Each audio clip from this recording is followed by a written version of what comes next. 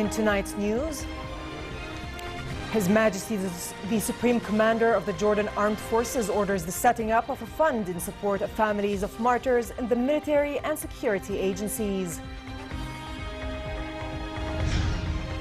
2 suicide attacks hit Baghdad as Iraqi special forces reached the eastern bank of the Tigris River in the offensive to retake Mosul from the terrorist group. And freezing weather conditions hit Europe, causing several deaths, with the Pope calling on the faithful to look after the homeless.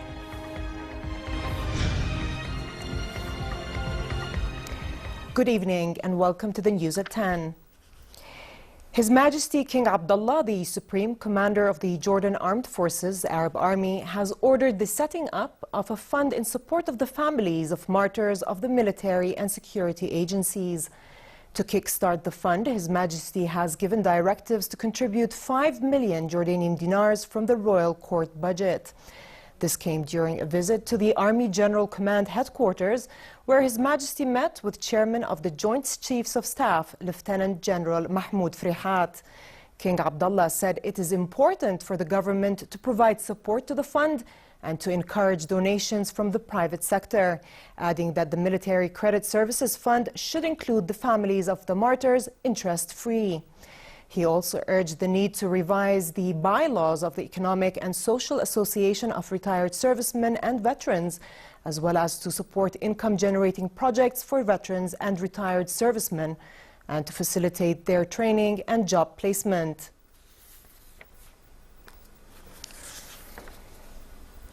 Prime Minister Hani al-Mulki said the price of gas cylinders will remain unchanged, affirming there will be no hike in prices.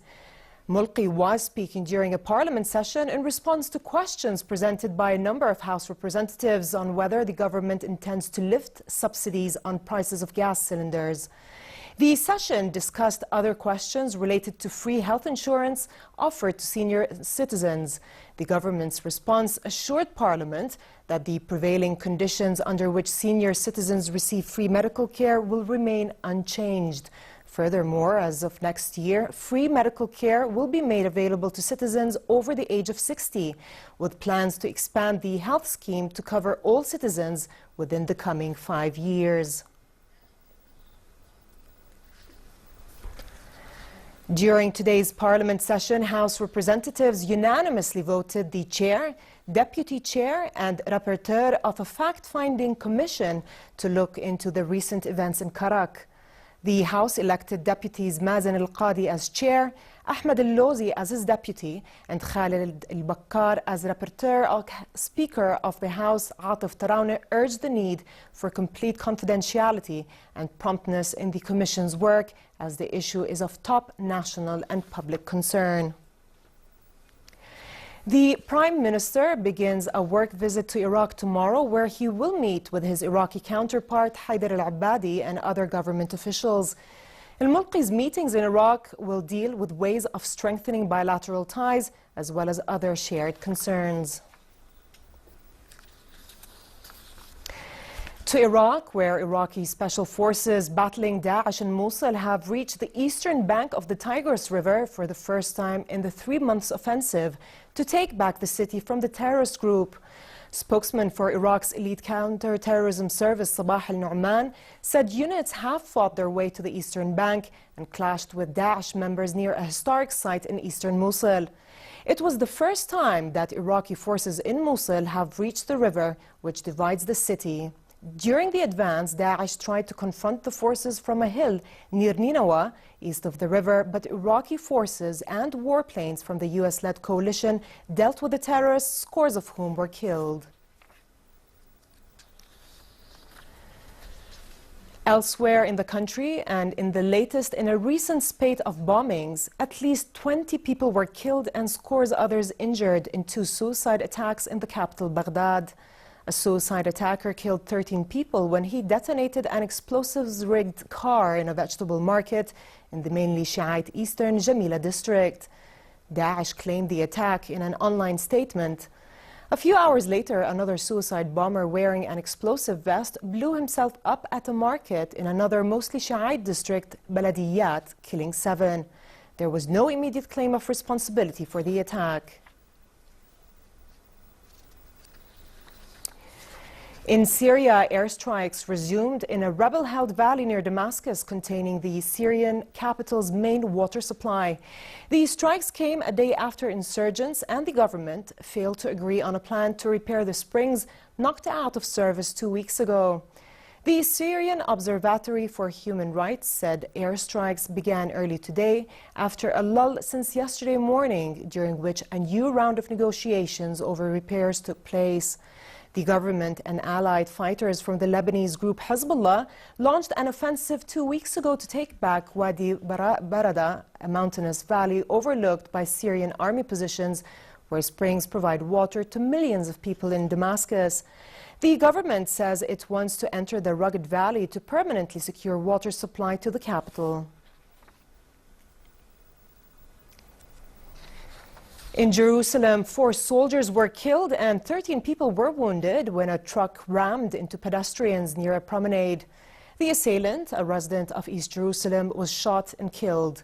Israeli Prime Minister Benjamin Netanyahu said the attack was a terror attack, with all signs pointing to the assailant being a supporter of Daesh. Referring to similar vehicle ramming attacks in Europe, Netanyahu said there may be a link between those and today's attack, adding that a number of steps are being taken to ensure that such incidents are not repeated. Here's more. Israeli authorities are calling it an act of terror. This truck apparently deliberately driven into a popular Jerusalem promenade. Police say the driver targeted a group of military cadets getting off a bus. Some 15 were also wounded in this area near Jerusalem's Old City. The perpetrator was shot dead by the surviving cadets and a security guard.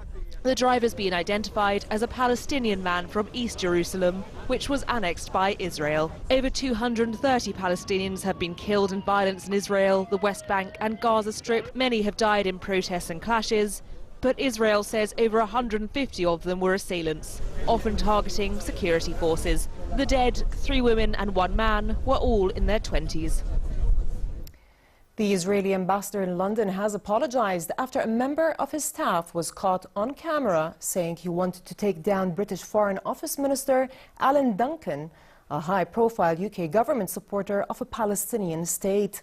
Shai Massot, a senior political officer at the embassy, was secretly filmed in October last year discussing British lawmakers by broadcaster Al Jazeera's investigative unit. A spokesman for the British Foreign Office confirmed the Israeli ambassador had apologized and said it was clear the comments did not reflect the views of the embassy or the government of Israel. British Prime Minister Theresa May said she would set out her strategy for Brexit over the coming weeks, denying that she faced a binary choice between controlling immigration and securing a good trade deal for the UK. In her first interview of the year, May ignored growing calls from business leaders, lawmakers and opposition leaders for more detail on her strategy to leave the European Union, offering little beyond a pledge to get the best possible deal. May said she was aiming for an ambitious deal, shrugging off a suggestion by Britain's former ambassador to the EU, Evan Rogers, that her government was muddled in its approach to some of the most complicated negotiations the country has held since World War II. What I'm saying is that I think it's wrong to look at this as just a binary issue, as to either you have control of immigration or you have a good trade deal. I don't see it as a binary issue. We will, outside the European Union, be able to have control of immigration and be able to set our rules for people coming to the UK from member states of the European Union. But we also, as part of that Brexit deal, will be working to get the best possible deal in the trading relationship with the European Union. Former Iranian President Akbar Hashemi Rafsanjani died in Tehran today from a heart attack. 82-year-old Rafsanjani was an influential figure in Iran and served as president from 1989 to 1997, but lost to Mahmoud Ahmadinejad in 2005. His final role was head of the Expediency Council, which tries to resolve disputes between Parliament and the Guardian Council. Rafsanjani was regarded as a pragmatic conservative open to improving ties to the West.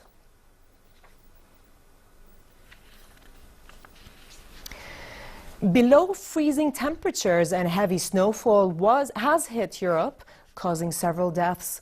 In Poland, where it was minus 21 degrees Celsius, 12 people died, while in Italy at least 8 people died, most of whom were homeless. The Pope himself called on the faithful to look after the homeless as he conducted his weekly Angelus prayer in the Vatican. In Romania, roads and railways were closed and dozens of villages were left without power. 4 people died in the extreme weather conditions, including 1 today. In Greece, the severe cold spell disrupted transport and left areas without power. It also swept through the Greek islands, where some 15,000 migrants are stranded in overcrowded camps. The United Nations Refugee Agency, UNHCR, had asked Greece to transfer the migrants to the mainland or other European countries due to the cold temperatures and poor living conditions.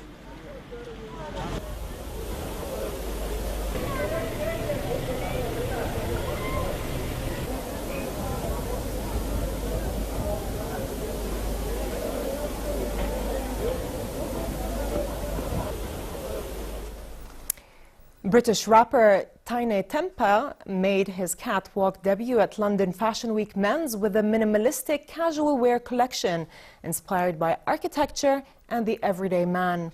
The 28-year-old, known for hits such as Britain in the Stars, Miami to Ibiza and Girls Like, opted for a simple color palette of navy blue, grey, white and black to present his first creations of mainly loose tops, trousers and shorts for his menswear brand What We Wear. The pleats and poppers collection also featured subtle folds in designs and easy fastening on sleeves or the sides of trouser legs. The looks were accessorized with white sports shoes bearing the What We Wear logo at the back. TEMPAH will be launching his line in April and considers doing a collection for women eventually.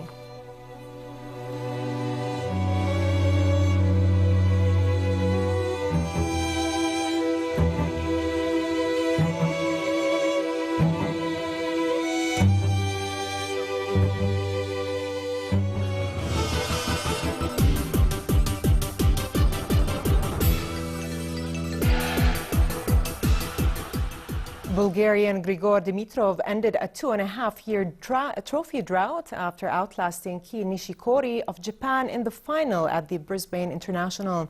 A former world number 8, Dimitrov had seen his ranking plummet to 40 last July before he improved in the second half of the season to climb back up to 17. Dimitrov's last ATP title came at Queen's Club in 2014. But the 6-2, 2-6, 6-3 win boosted the Bulgarians' confidence ahead of the Australian Open, which starts on the 16th in Melbourne.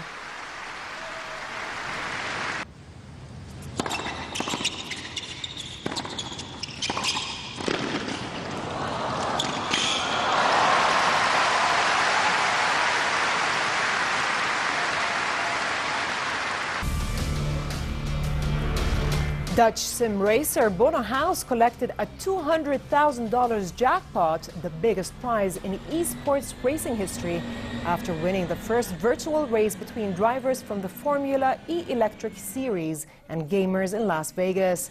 House also took an additional $25,000 for securing pole position. The virtual E-race, which does not count towards the Formula E Championship, featured 20 race drivers and 10 gamers with matching equipment. All wore flame-proof race suits despite competing in a virtual world as if driving actual cars. Formula E will return to the United States for 2 races in New York in July.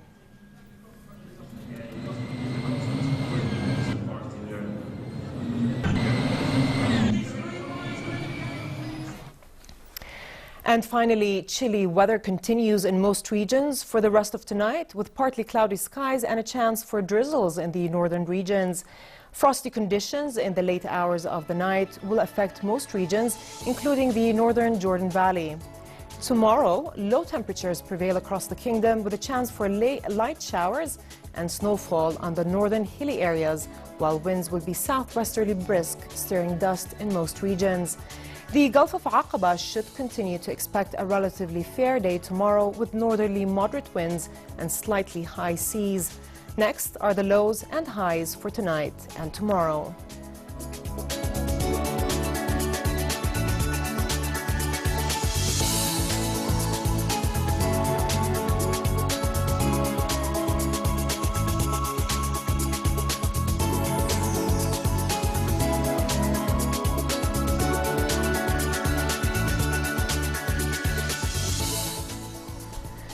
Before we end the news for tonight, here's a quick recap of our top stories.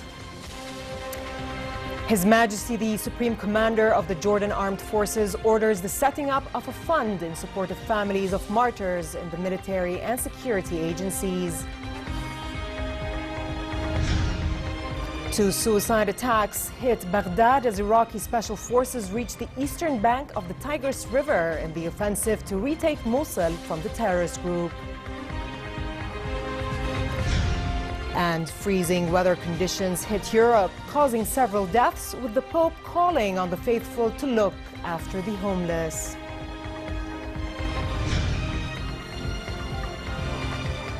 We've come to the end of tonight's news. I'm Dana Abusham. Thanks for watching and have a good night.